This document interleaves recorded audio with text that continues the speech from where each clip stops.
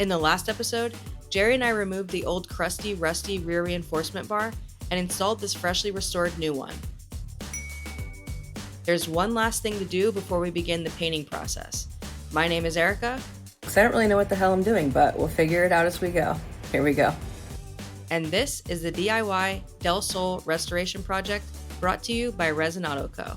So the last thing to do before we start the painting process is to power wash and protect the undercarriage of the Del Sol.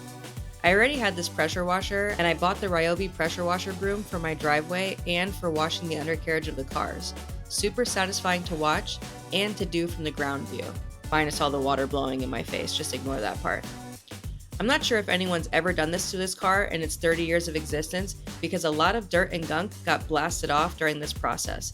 I really took my time and even went over some areas multiple times to ensure that everything was super clean. From there, I pulled the slow into the garage and allowed the box fans to help air dry it faster. After about 7 hours, I shut the fans off and the car dried completely in the garage overnight. The next morning, Heather helped me get the ramps in place and I started on the rear end of the car. You can see the old nasty, rusty, crusty rear reinforcement bar in this clip. I took my time and worked my way towards the front of the car, getting the coat as even as possible and making sure that any rust spots that I saw were covered up. The exhaust is getting replaced, so there's no need to mess with it right now or waste paint on it. Then it was time to spray the front. The end result came out really nice, and now the Del Sol's undercarriage is nice and clean and protected. Perfect.